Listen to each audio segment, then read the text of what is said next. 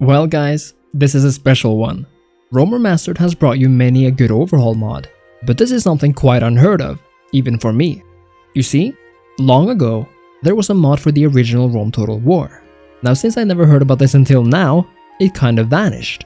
But then, everything changed when Rome Remastered released, and now, a year later, the guy who originally made this mod has returned, porting the Last Airbender Total War to Rome Remastered. And quite honestly, this is without a doubt one of the most charming and adorable mods I've ever seen, especially because of what it tries to do. First of all, Avatar: The Last Airbender, the show this mod is based on, it's a show about friendship, family, love, war, tragedy, and overcoming life's biggest obstacles, all in a fantasy universe inspired by nations from our own world, among them Japanese, Chinese, and indigenous cultures. The Last Airbender mod for Rome Remastered takes place during the time of the show with the same name, and actually begins at the very beginning of the show.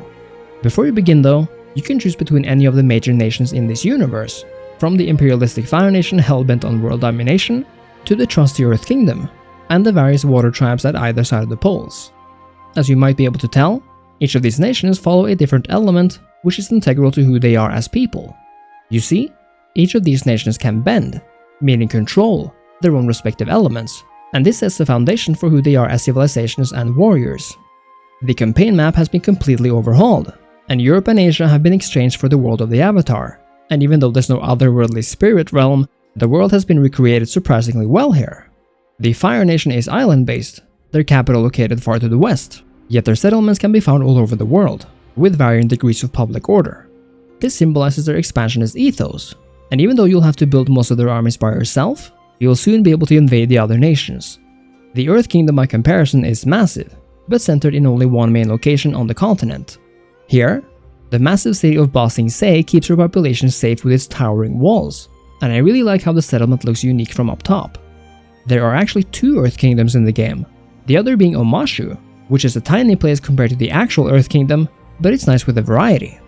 The water tribes are different, located either in the North or the South Pole. They are not necessarily ready for war, so it's important to arm yourself and prepare, as our Fire Nation is never far away. What you've probably noticed by now is that attention has been put into giving each of these factions unique leaders and characters. The Fire Nation, for example, offers Zuko and his uncle, and even Azula and the Fire Lord himself, and many more. Now the Fire Lord cannot leave the capital, but for the others, you can clearly see they've been animated to look like their anime counterparts. The same goes for the other characters as well, and you'll definitely pay extra attention to the care of these as you play, especially if you're playing as the likes of the Southern Water Tribe, where characters like Katara and Sokka, or even Aang himself, are to be found. Or why not play as Boomy, that crazy old geezer who's also one of the best characters in this place. But even more than that, is that the mod has even handcrafted unique city models not only for the campaign map, but also for the battle maps. Check out the Fire Nation capital for example. Now this might look weird to you. I mean, what even is this grey blob, right? But upon further inspection, it's actually the outside of a volcano, and the capital is located safely on the inside. Here you can really see how unique this looks, and just how different it appears from the vanilla cities for example. For even more Avatar goodness, Omashu is recreated beautifully, and even though it can be hard to make out the edges here, I love how the mod is clearly such a big fan of this universe that even the roller coaster like rails are here. All of these campaign aspects come together to create a mod that definitely stands out, and really showcases how passion can be turned into actual results. Of course, not everything is perfect. I will say that the campaign map is rather tiny in comparison to the biggest mods out there. It showcases the general outline of this world really well, but the details are rather lacking, which might put some people off due to the simplicity of everything. In addition, the building options in this mod is rather limited, and even for the ones present, they don't really seem to be the most thought out. They are either taken from vanilla or changed up slightly, and many lack a proper image, which kind of takes away from the immersion. It kind of feels like I'm just arbitrarily building stuff in this mod, without really seeing any truly unique things I cannot build elsewhere, and that's a bit of a shame at this stage. Now this is by no means to say that the campaign isn't impressive on its own, this is a one-man mod after all, but I am saying that for the more depth-seeking players out there, what's offered in terms of campaign mechanics is rather bare bones. But honestly, perhaps the most charming thing about this entire mod is found on the battlefield. This is where the Rome Remastered visuals really come into play. I mean, just look at these units. The units of this mod are created in a way no other Rome mod is. The units are not meant to look realistic, and the modder have clearly not put any stock on realism here. Instead, every character and unit look as if they're taken straight out of the anime. Now this is a straight port from the original Rome mod, of course, only in higher definition. But even so, I find these units to look so charming and cartoon-like that I'm just floored by the results. Not only do we get the iconic firebending soldiers here, looking as ominous as always, but every other unit from the show is represented here as well, and you will recognize them instantly.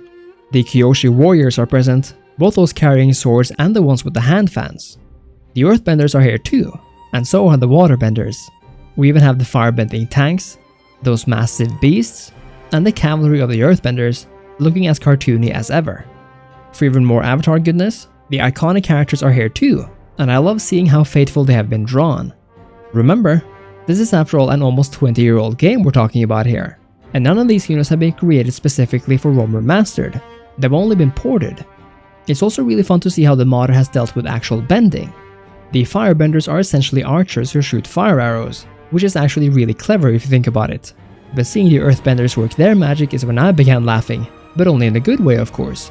Massive blocks of earth is tossed against the enemy, and even though it might look a bit weird, I once again think it's a clever way of depicting this bending. The waterbenders are more natural again, essentially shooting blue arrows. I really like how the infantry fighting works as well, and seeing the Kyoshi warriors up close shows you how elite they actually are. I did find, however, that fighting in certain elements, like sieging a water tribe settlement for example, was a rather annoying affair. Now this might be partly the fault of the Rome pathfinding AI of course, but I believe the igloos make it an extra difficult affair for the AI to find their way. Perfecting things like this is vital for a good experience, so perhaps this is an area where improvements could more easily be made by removing a few obstacles here and there. In the end, I will say that the Last Airbender Total War is by no means a massive mod that rivals the big ones out there in terms of depth or scope, but what it does really well. First of all, the novelty of an Avatar mod is really fun and impressive, and seeing this old passion project ported into the Rome Remastered game is just really nice. Second, I think there is a really great foundation here for future work. Even though the map and campaign mechanics are a bit bare bones, I'm almost certain this is a project others are interested in, and perhaps the modder himself have ideas about what to improve, to make for a more fun, deep, and immersive experience. Finally, my favorite part by far are the battles here, as this is where the visuals really get to shine. I think it would be extremely fun to see what the modder could do with the updated Rome Remastered engine, where individual units can look different, and even though I love the charm of the units now, a bit more detail and shading would go a long way to make these battles feel even more like the real Avatar deal. The Last Airbender Total War is a really fun passion project I recommend you at least check out if you're interested in this universe, if only to show support to the modder and the project itself. Thank you so much for watching. I really love that this mod was ported to Rome Remastered, and I really hope we'll see more of it in the future. If you enjoyed the video, I really hope you leave a like, a comment, sub to the channel, and consider becoming a patron or a channel member. Make sure to join on Discord as well. Thanks again, and I'll see you next time. Cheers.